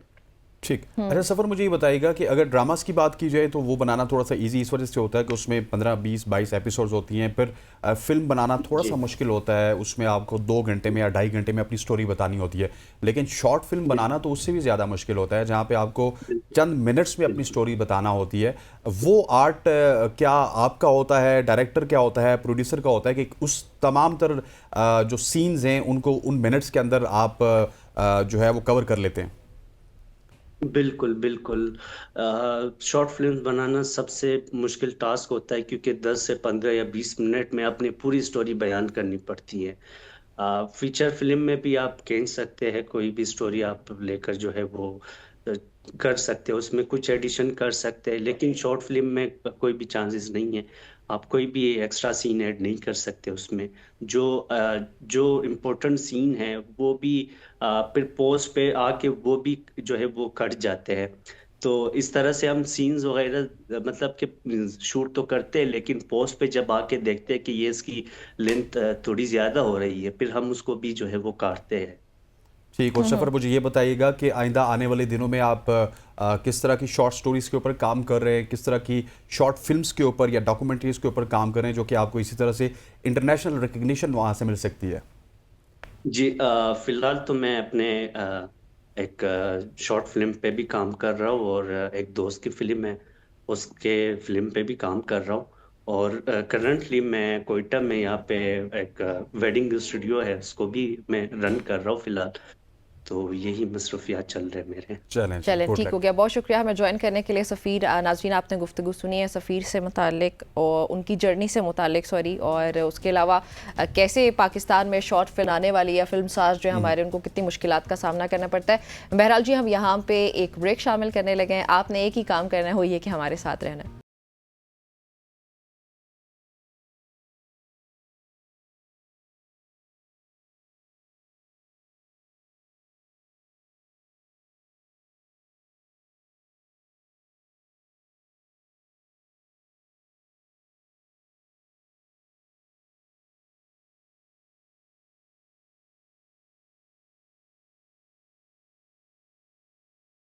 वेलकम बैक एवरीबॉडी, एक बार फिर से खुशामदीद कहते हैं आपको सुबह की सोच में। और अभी हस्तेन हम बड़े इंटरेस्टिंग टॉपिक के बारे में बात करने लगे हैं, बड़ा ही यूनिक टॉपिक है।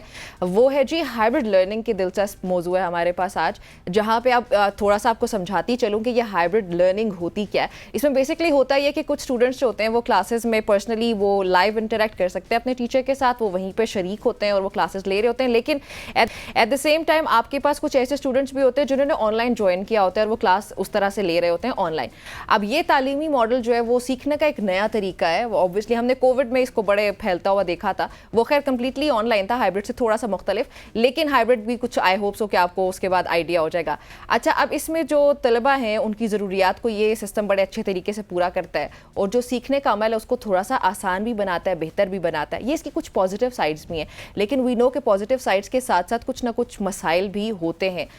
उसमें फिर हम लोग अभी जानेंगे कि हाइब्रिड सिस्टम क्या होता है और फिर ब्लेंडेड लर्निंग मॉडल क्या होता है और इनमें फ़र्क क्या है, और ये कैसे हमारे जो तालीमी निज़ाम है पाकिस्तान में, ऑलरेडी हम लोग अक्सर बात करते हैं कि बड़ा ही वीक सिस्टम चल रहा है हमारा एजुकेशन सिस्टम। तो उस पर बातचीत करने के लिए हमारे साथ जी मौजूद हैं हमारे हसनैन, आपको साथ बताएंगे। मौजूद हैं फैसल बारी साहब, जो कि माहिर तालीम भी हैं और आप इनको जानते भी हैं, हमारे प्रोग्राम में इससे पहले भी आ चुके हैं। बारी साहब, सबसे पहले आपको खुशामदीद कहते हैं, thank you so much for joining us. और जिस तरह निम्रा ने अपने इंट्रोडक्शन में बताया कि हाइब्रिड लर्निंग के हवाले से आप पाकिस्तान में न्यू डेवलपमेंट्स हम देख रहे हैं, लोग इस तरफ जा रहे हैं। सबसे पहले तो हमें बताइएगा कि ये है क्या और इसके कितने ज़्यादा फ़ायदे हो सकते हैं आने वाले दिनों में हमारे एजुकेशन सिस्टम को। बहुत शुक्रिया आपका बुलाने का। जी बिल्कुल, हाइब्रिड सिस्टम भी आ रहा है। उसमें दो तरह की लर्निंग है। एक तो ये जो मेंशन किया कि कुछ लोग क्लास में होंगे और कुछ क्लास से बाहर होंगे, जो कि इंटरनेट के जरिए शामिल हो सकते हैं। लेकिन दूसरी चीज जो होती है वो होता है कि सिंक्रोनिक, कुछ सिंक्रोनाइज्ड होगा और कुछ एसिंक्रोनिक एलिमेंट भी आ जाएगा। सिंक्रोनाइज यानी जो आप इंटरनेट पे लाइव क्लास में जो कुछ क्लास में हो रहा है उसमें शामिल हो सकते हैं। और एसिंक्रोनाइज्ड है कि अगर आप घर बैठे हैं, आपको लेक्चर वहां रिकॉर्ड करके मिल जाए और आप अपने वक्त, जब भी आपके पास वक्त हो तब आप देख लें और उसके बाद फिर अपने सवाल और जवाब वगैरह दे सके। सो ये सारी फॉर्म्स जो हैं ब्लेंडेड लर्निंग की और हाइब्रिड की, ये सारी फॉर्म्स अब आती जा रही हैं। और इसकी मेन जो इम्पेटस बन रहा है, एक तो खैर हमारे कंसर्न्स हैं, क्वालिटी के कंसर्न्स हैं कि भाई बच्चों को अच्छा जो किताबें हैं उन तक एक्सेस, अच्छे मटेरियल तक एक्सेस दें। पर इससे ज़्यादा जो ज़्यादा चीज़ हमें पुश कर रही है देखने में कि हम इंटरनेट बेस्ड लर्निंग कैसे ला सकते हैं, वो आपको पता ही है। प्राइम मिनिस्टर साहब ने 3-4 महीने पहले एजुकेशन इमरजेंसी को भी लॉन्च किया था कि 26 मिलियन या 25 मिलियन बच्चा हमारे 5 से 16 साल के वो तालीम से स्कूलों से बाहर बैठे हैं। तो उन तक हम कैसे पहुंचे, लगता नहीं है जिस तरह के हमारे हालात हैं, चाहे वो इकोनॉमिक हो या हमारी प्रायोरिटीज हो, कि हम इतने सारे स्कूल बना पाएंगे कि इन तमाम बच्चों को स्कूलों में ला सकें। या जो जितने बच्चे अभी भी पैदा हो रहे हैं, तकरीबन 6 से 7 मिलियन बच्चा हर साल पैदा होता है पाकिस्तान में, उनको भी तमाम को हम स्कूलों में ला सकें। सो उसके लिए हमें कोई ना कोई internet based blended learning based systems लाने ही पड़ेंगे। वहां पोटेंशियल बहुत नजर आ रहा है हुकूमत को भी और लोगों को भी, ताकि हम जैसे खान एकेडमी है और बाकी चीजें ताकि हम उन तमाम बच्चों तक पहुंच सके जो इस वक्त तक स्कूलों की रसाई जिनके लिए मुमकिन नहीं है। अच्छा बारी साहब, लेकिन इसके बहुत सारे फ़वाइद ऑब्वियसली हम मेंशन कर चुके, मैंने भी अपने इंट्रोडक्शन में किए, लेकिन आपको नहीं लगता कि इसके फ़वाइद होने के साथ साथ कुछ ना कुछ नुकसानात भी हैं? फॉर एग्जांपल, जो हमारा एक ट्रेडिशनल सेटअप है उसमें जब एक स्टूडेंट क्लासरूम में बैठा होता है तो वो अपने आप को सबमिट करके कुछ रूल्स एंड रेगुलेशंस को फॉलो करते हुए बैठा होता है। ये इंसान की नेचर है, वो जब तक प्रिंसिपल्स को फॉलो नहीं कर रहा होता तो वो जाहिर है हम लोग अटेंशन भी नहीं दे पाते, उस तरह से फोकस नहीं करते। ऑनलाइन जब इतना आसान कंफर्ट जोन में होगा तो कंफर्ट जोन में मुझे नहीं लगता कि कोई इतनी आसानी से सीख सकता है जब तक उसको जरा फोर्स नहीं किया जाता। ये आप बिल्कुल ठीक कह रहे हैं। इसके बहुत सारे अभी तो मसले मसाइल हैं जो हमने अभी देखने भी अभी शुरू ही किए हैं। हाँ। आप भी देखिए कि मसलन हमारे पास इंटरनेट का आपको हाल पता ही है कि वो जितना पहले स्पीड पे चलता था अब तो वो भी नहीं चलता। तो उन हालात में आप कैसे लाइव सेशंस वगैरह कर सकते हैं? इतने ज्यादा स्टूडेंट से हर इलाके में पाकिस्तान के इंटरनेट नहीं है। फिर जितनी गुर्बत है, वर्ल्ड बैंक की रिपोर्ट कह रही है 40% गुर्बत है। इसका मतलब है 60-65% ऐसे लोग होंगे पाकिस्तान में जो टैबलेट्स, लैपटॉप्स, ये चीजें अफोर्ड नहीं कर सकते। तो अगर आपका देखिए ना, जो आउट ऑफ स्कूल बच्चे हैं वो वही हैं ना जो ज्यादा या गरीब हैं या किसी और वजह से स्कूल नहीं आ पा रहे। उन तक पहुंचने के लिए आपको हर एक के पास टैबलेट, स्मार्टफोन, ये वो कैसे पहुंचाएंगे? तो ये तो इंफ्रास्ट्रक्चर के मसले हैं। उसके बाद वो जो आपने जिनका जिक्र किया, और वहां पे भी बहुत सारे मसाइल हैं।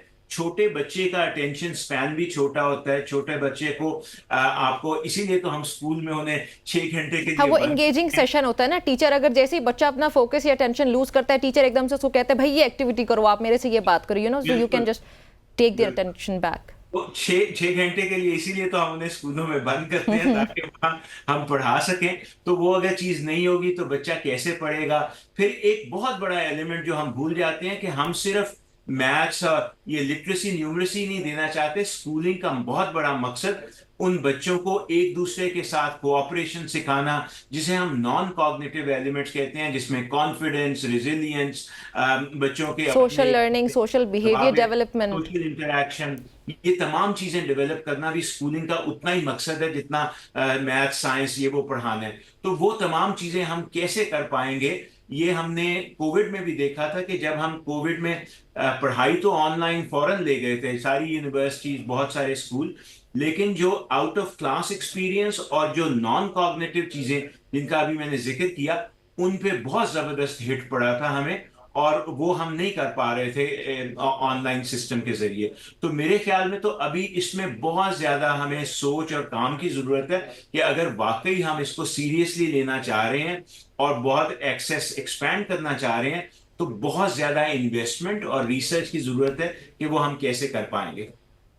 अच्छा सर, अगर मुझे पहले टीचर्स के वाले से मैं आपसे बात करूंगा, लेकिन पहले अगर दुनिया के नुक्ता नज़र से इसको देखा जाए, वर्ल्ड वाइज देखा जाए, तो दुनिया में हाइब्रिड तालीम जो है वो कितनी ज़्यादा उसका अब इफ़ेक्ट्स पॉजिटिव हुए हैं नहीं हुए? क्योंकि हमने तो वही काम करना होता है, अनफॉर्चुनेटली या फॉर्चुनेटली कि जो दुनिया करती है उसको हम कॉपी भी करते हैं। तो वहाँ पे ये तालीम कामयाबी से जारी है या वहाँ पे भी इसके प्रोज एंड कॉन्स के ऊपर बात हो रही है?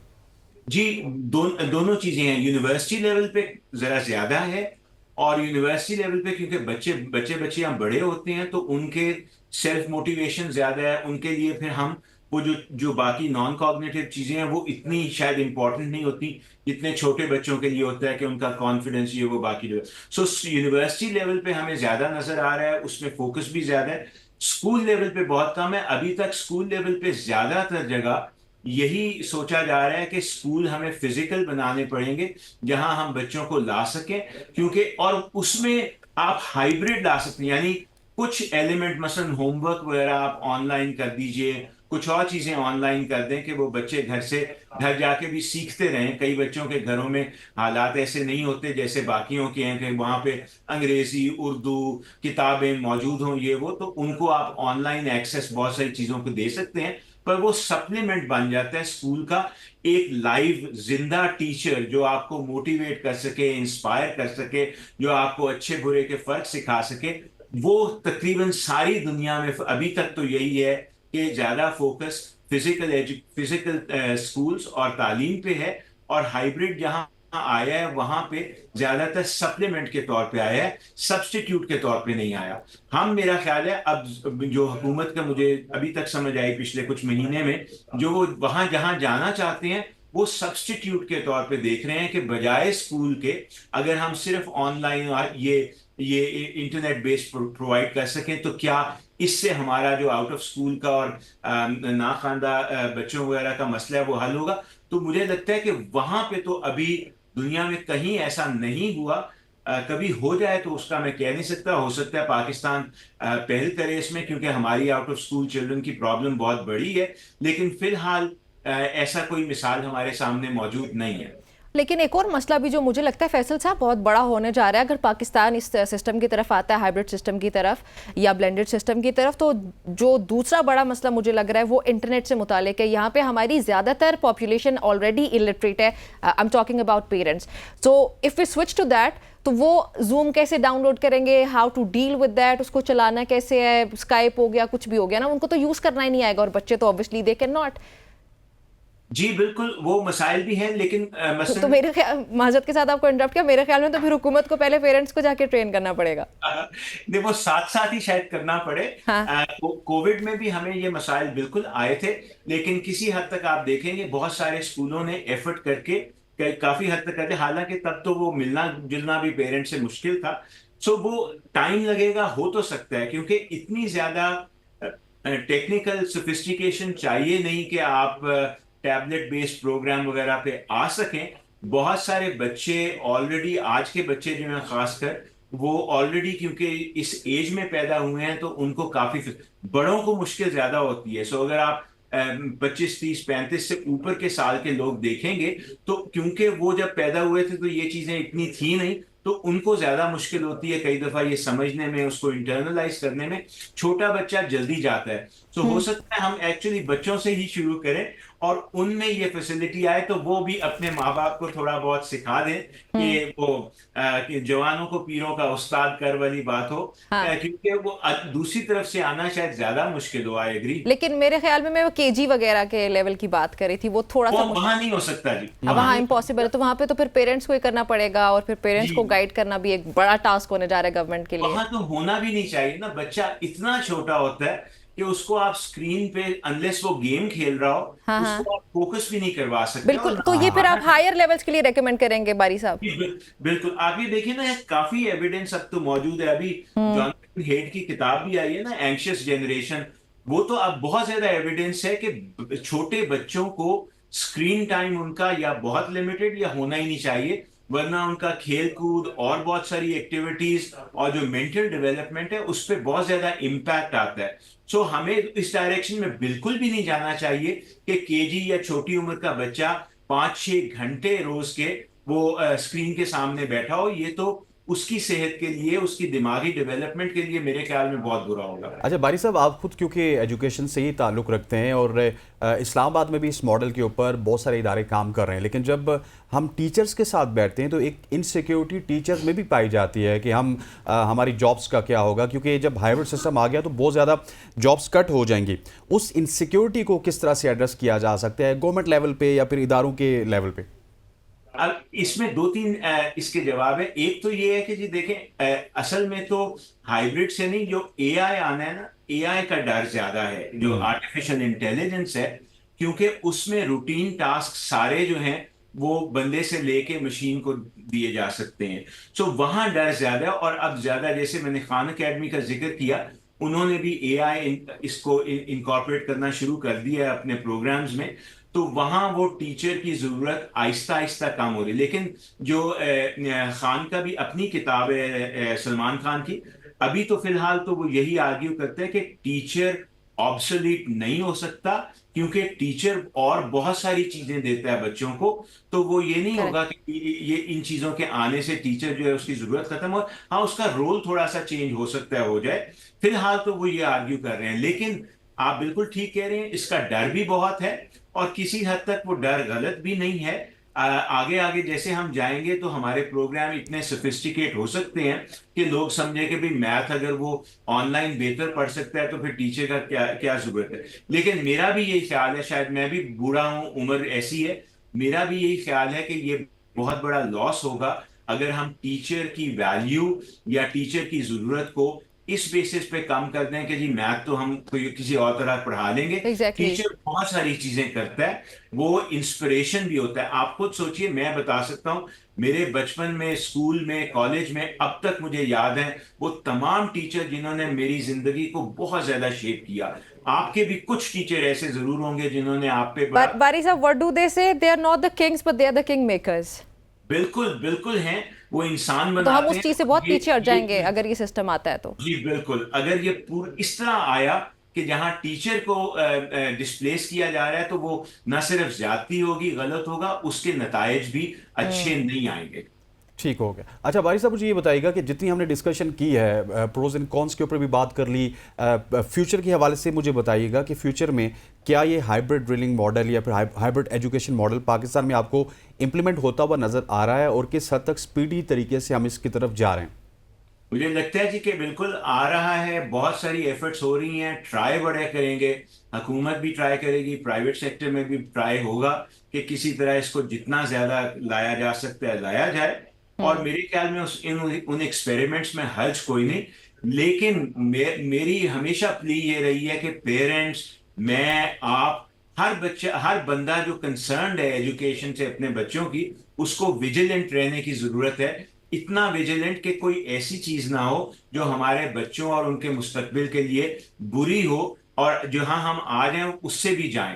हमने बेहतरी की तरफ जाना है, तनज़ली की तरफ नहीं। बिल्कुल ऐसे ही है। सिर्फ इसके नाम पे कि टेक्नोलॉजी है या ये आसान है या सस्ता है, इसके लिए हम अपना एजुकेशन सिस्टम खराब मजीद नहीं कर सकते। हमने इसको बेहतर करना है, बेहतर करने की कोशिश करते हैं। और बारी साहब, आई थिंक सो कि मैं भी एक ओल्ड स्कूल में ना, आई थिंक सो कि इसके फ़वाइद से ज़्यादा नुकसान आते हैं, और we should be sticking to our traditional setup, ताकि एटलीस्ट सोसाइटी में हमारे बच्चे जो हैं फ्यूचर में बेहतर परफॉर्म कर सके। बहुत शुक्रिया आपका मैं ज्वाइन करने के लिए। नाज़रीन, गुफ्तगू आपने सुनी हाइब्रिड एजुकेशन मॉडल से मुतालिक और ब्लेंडेड एजुकेशन मॉडल से मुतालिक। अब देखते हैं कि हुकूमत क्या करती है। अगर इस तरह की कोई नई चीज़, जैसे बारी साहब कह रहे हैं कि इनकॉर्पोरेट की जाती है, तो फिर उसका ख्याल भी रखना चाहिए कि ऐसे ही ऑलरेडी हमारा एजुकेशन सिस्टम सफ़र करे तो मज़ीद तनाज़ुली को हम अफोर्ड नहीं कर सकते। खैर, अभी हम क्या करने लगे? अभी हम ब्रेक ले रहे हैं, ब्रेक के बाद वापस आएंगे तो हम बात करेंगे पाकिस्तान क्रिकेट के हवाले से। स्टे विद अस।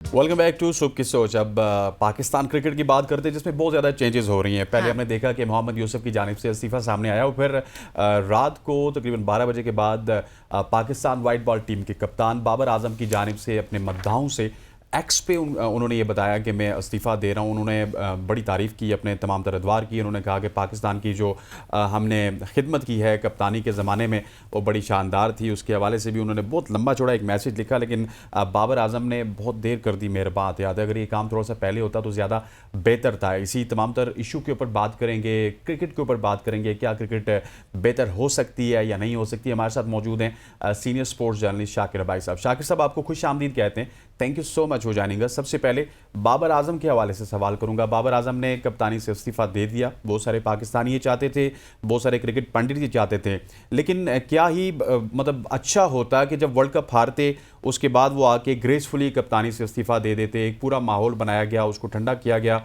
और उसके बाद फिर बाबर आजम अभी रुखसत हुए।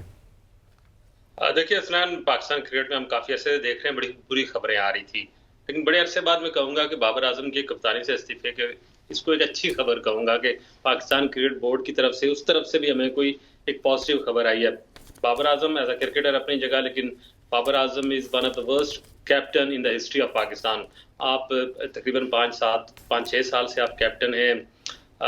बड़े ही मौके मिले, मेरा नहीं ख्याल कि किसी कैप्टन को 3 T20 वर्ल्ड कप में पाकिस्तान की कप्तानी का मौका मिला हो, कि ये एशिया कप आपने कप्तानी में खेले गए, वनडे वर्ल्ड कप खेला गया, 2 टेस्ट चैंपियनशिप खेली गई, not a single trophy. ICC में तो कोई भी नहीं, मैं कहता हूं कि एशिया में भी हम कोई उनकी क़यादत में ट्रॉफी नहीं जीत सके।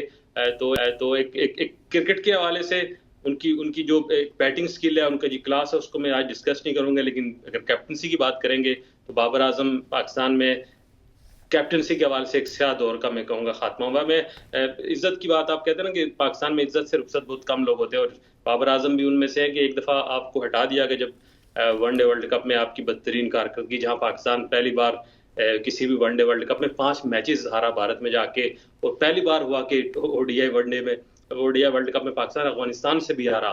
उसके बाद आपको जब हटा दिया गया था तो दोबारा आपको कैप्टनसी नहीं लेनी चाहिए थी। लेकिन वही बात है कि बहुत ही कम मैच्योर दिमाग ऐसे होते हैं जिनको पता होता है कि किस टाइम पर कौन से फैसले करने हैं और कौन से नहीं करने। अब आपको दोबारा कैप्टनसी दी गई, आपने नाकामियों की एक नई दास्तान रकम कर दी। हमने हाल ही में जो T20 वर्ल्ड कप हुआ, पाकिस्तान पहले ही राउंड में T20 वर्ल्ड कप से बाहर हो गया।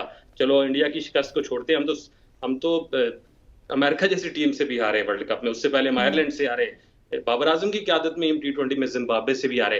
तो ये वो ऐसे दाग हैं वो अपने साथ लेकर गए। ठीक है, पाकिस्तानी लोगों की तरह मेमोरी काफी कमजोर होती है, बहुत जल्दी ये नाकामियां भूल जाएंगे। लेकिन हम चाहते हैं कि बाबर आजम भी इनको भूलकर अपने असर रोल की तरफ आए, जो उनका बुनियादी रोल है वो है तो is a backbone of Pakistan cricket team की जो बैटिंग लाइन है उसमें, और वो किरदार हमने देखा है कि बाबर आजम जो 5 साल तक टॉप 5 में रहे टेस्ट रैंकिंग में, आज टॉप 10 से भी नीचे चले गए हैं। एक ऐसा प्लेयर जो पिछले 2-3 साल से एक 50 नहीं कर सका टेस्ट क्रिकेट में, आप 16 या 17 शायद इनिंग्स हो चुके हैं जिसमें आप एक 50 रन ही बना सके। अब बांग्लादेश जैसी टीम आपको होम ग्राउंड पे आकर पहली बार सीरीज की शिकस्त देगी है, 4 मैचेस में 50-60 रन है बाबर आजम के।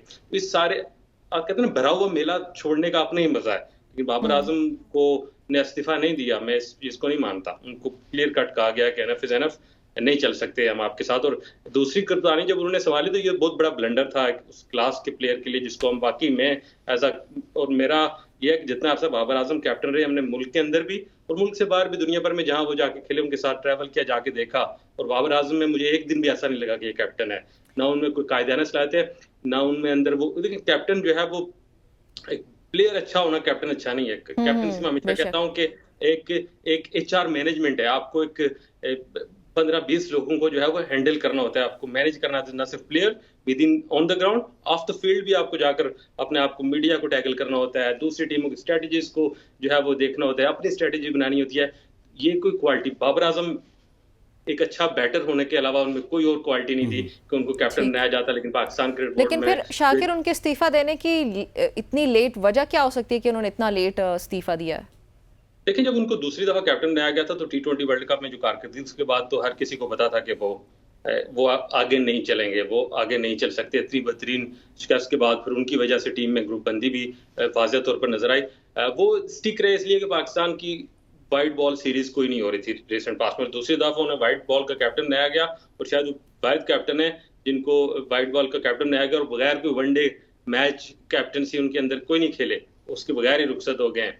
तो जाहिर है वो के स्टिक ये रहे, कहीं ना कहीं उनको आस उम्मीद तो रही है जिन लोगों ने उनको दूसरी दफा कैप्टन बनाया, शायद एक उम्मीद रहती है कि कहीं ना कहीं, क्योंकि पाकिस्तान क्रिकेट टीम की कैप्टनसी एक बड़ी लेविश, बड़ा मजा है इसमें, इतने आराम से आप छोड़ नहीं सकते इस सीट को। तो आखिरी दम तक वो चुपते को तिनके का सहारा मुझे लगा, वो कहीं करते रहे। लेकिन गैरी क्रिस्टन ने आते ही, जो हमारे वाइट बॉल कोच, उन्होंने तो क्लियर कट कहा दे कि T20 में आपकी कोई गुंजाइश नहीं है कि आपको कैप्टन नहीं रखना। तो क्योंकि सीरीज कोई नहीं हो रही थी तो उन्होंने जितना उन्हें टाइम गेन किया आखिरी दम तक, क्योंकि अभी हमें इंग्लैंड की सीरीज के बाद पाकिस्तान ने वाइट बॉल सीरीज खेलने के लिए ऑस्ट्रेलिया जाना है, और क्रिकेट बोर्ड अब इस वक्त उस लेवल पे आ गया कि हमें फैसला करना है। तो इस वक्त तक मुझे लगता है, जो मेरी अपनी एक सोच और जो मैं बाबर आजम का सारा कैरियर देख रहा हूँ एज अ कैप्टन, उन्हें आखिरी दम तक अपनी लॉबिंग, अपनी हाथ पांव मारे, जब देखा कि कुछ भी अब हाथ में नहीं है तो आखिरी यही होता है रात 12 बजे। बिल्कुल ऐसे ही है, अभी उनके हाथ में कुछ भी नहीं था। शाकिर साहब मुझे ये बताइएगा कि गिलेस्पी के आने के बाद, गैरी क्रिस्टन के आने के बाद 2-3 बड़े चेंजेस हुए। एक तरफ यूसुफ ने भी रातों रात इस्तीफा दे दिया, कोई रीजन नहीं पता। फिर बाबर आजम का भी इस्तीफा, मुझे भी यही लगता है, मेरी भी खबर यही है कि दोनों नहीं मान रहे थे कि बाबर आजम कैप्टन मटेरियल है। सो अब ये इनका जो इन्फ्लुएंस है, ये क्या पाकिस्तान की परफॉर्मेंस को भी बेहतर करेगा? और ये मेरे हिसाब से तो बेहतर इन्फ्लुएंस है, क्योंकि जब कोई गोरा आके किसी काम के ऊपर फोकस करता है तो वो काम यकीनी तौर पर ठीक होता है। देखिए, गैरी क्रिस्टन और गिलेस्पी प्रोफेशनली उन पे किसी को कोई डाउट नहीं है, दे आर थारो प्रोफेशनल। और खासकर गैरी क्रिस्टन का तो अपना एक पूरा कैरियर है कामयाबियों से, उनका एज अ क्रिकेटर भी, एज अ कोच भी।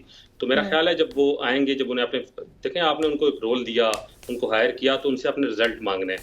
तो रिजल्ट मांगने के लिए जब भी कोई इंचार्ज आता है तो अपनी टीम खुद बिल्ड करता है। और देख रहा होता है कि जाहिर है गैरी क्रिस्टन ने एकदम से कोई फैसले नहीं किए, पिछले कई माह से वो सारी चीज़ों को रीड कर रहे थे, उनके सामने रिपोर्ट्स आई, उन्होंने टीम के साथ ट्रैवल किया, उन्होंने डोमेस्टिक को भी जो है वो वक्त निकाला, यहाँ देखा सारी चीज़ें उन्होंने देखने के बाद ये फैसले में, और उन्होंने यकीनन ये रिपोर्ट क्रिकेट बोर्ड के चेयरमैन तक पहुंचाई होगी कि अगर हमसे आपको रिजल्ट चाहिए, फिर हमने कुछ गैर मकबूल फैसले करने, और बाबर आजम को हटाना एक गैर मकबूल तरीन फैसलों में से एक है। वरना जिस तरह का आपको पता है एक कल्ट बना हुआ है, जिस तरह पॉलिटिकल कल्ट होते हैं, इस तरह क्रिकेट में बाबर आजम का भी एक कल्ट है जो आपको जर्नलिज्म में भी नजर आएगा, सोशल मीडिया पे भी नजर आएगा, पूरा एक माहौल बना देते हैं।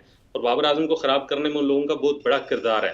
मैं कहूँगा पाकिस्तान क्रिकेट को खराब करने में बहुत बड़ा किरदार है, जो किसी एक तरफ झुकाव के साथ जाते हैं और ये भूल जाते हैं कि किसकी वजह से पाकिस्तान क्रिकेट का नुकसान हो रहा है। तो इस सारी सूरत में जो ही आपने बात की, जब गोरा आता है तो उसे प्रोफेशनल अंदाज में अपने आप को डेवलप भी करना होता है, सारे स्ट्रक्चर को, और डिलीवर भी करना होता है। उस सारी डिलीवरेंस के लिए जब से कोई वक्त दिया होगा, साल 2 साल, जो भी उनको टाइम पीरियड दिया गया, जब उनसे रिजल्ट मांगा जाएगा तो फिर वो उनके जहन में है कि इस टीम के साथ, इस कैप्टनसी के साथ, ये इस माइंडसेट के साथ हम रिजल्ट नहीं दे सकते।